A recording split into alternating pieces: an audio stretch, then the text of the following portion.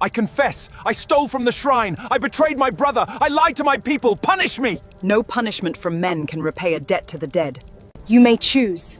Stay with the spirits, or remain with your people and grow old. I choose life. The woman in white kept walking. Slowly, silently. Her feet never touched the ground. Behind her came the shadowy figures, men, women, and children dressed in ancient clothing, their faces pale and expressionless. Nobody in Umudike dared to breathe. Even the dogs had stopped barking. The old priest, Dibia Eze, lay trembling on the ground. His tears flowed freely. For 50 years, he had carried a secret, and now the dead had returned for it. The woman finally stopped at the center of the village square. The air became cold. The torches dimmed. The moon disappeared behind dark clouds. Amara stood beside her, her eyes fixed upon the old priest. Then the spirit woman spoke. Her voice sounded like many voices speaking together. Dibia Eze. The old man shook violently. You buried the truth. The chief stepped forward. What truth? The spirit slowly raised her hand, and suddenly every villager saw something, not with their eyes, but inside their minds. The village square disappeared. They saw Umudike 50 years earlier. A terrible drought had destroyed the land. Children died. Rivers dried up. People starved. The villagers had gone to the sacred forest, seeking help from the spirits. And the spirits had answered. A covenant was made. Every generation, the people would honor the forgotten ancestors, protect the sacred forest, and never take from the ancient shrine hidden beyond the river.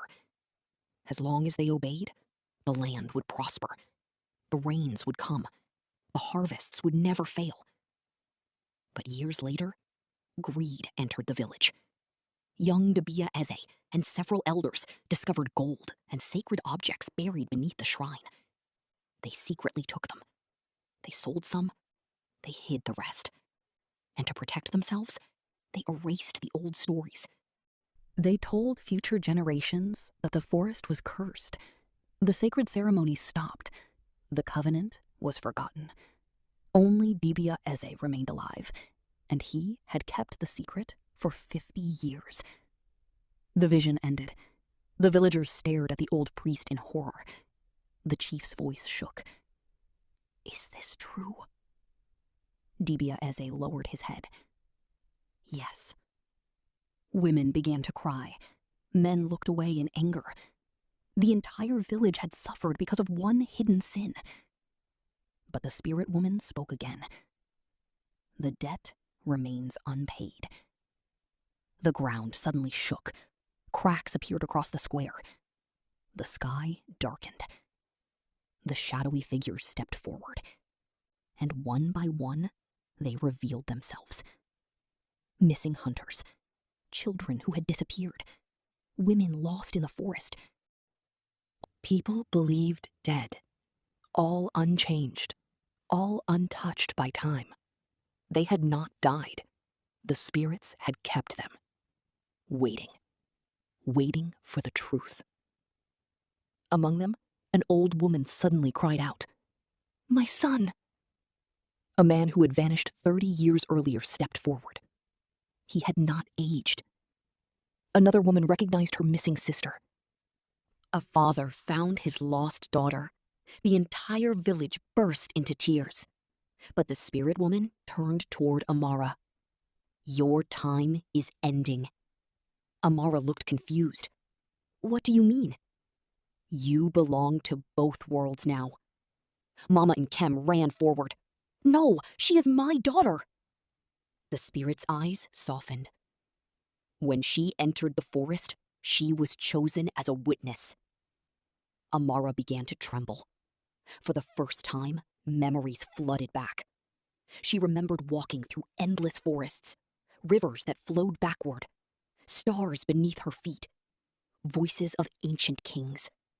She remembered the spirits teaching her, watching generations pass like falling leaves. 10 years in the village had been only a few days for her. She looked at her mother. Tears filled her eyes. I don't want to leave. Mama and Kem held her tightly. You came back to me. The spirit woman remained silent. Then suddenly, the oldest shadow stepped forward. The young man who looked exactly like Dibia Eze, his younger brother, the one who had died 50 years earlier. He looked at the old priest. You took the gold. You left me inside the shrine. The village gasped. Dibia Eze began screaming. I was afraid.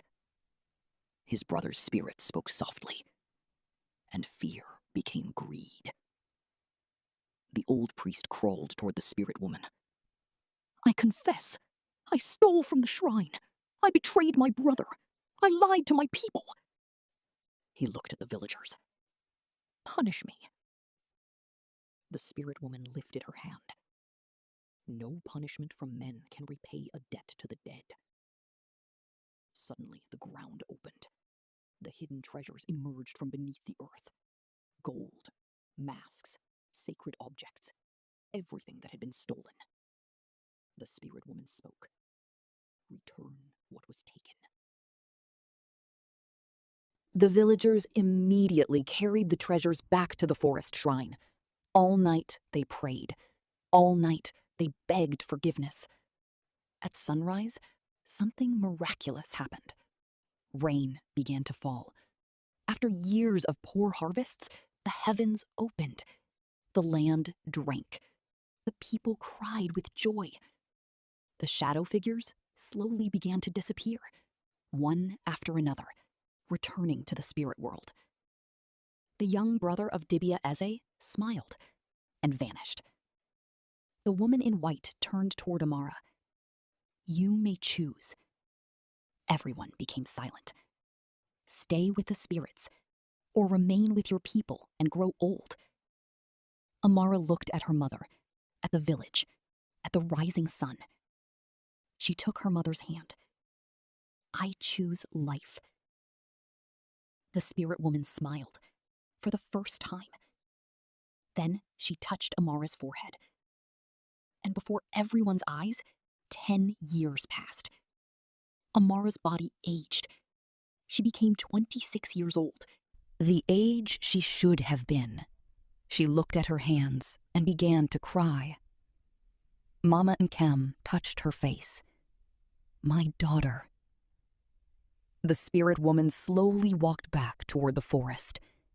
Before disappearing, she spoke one final warning.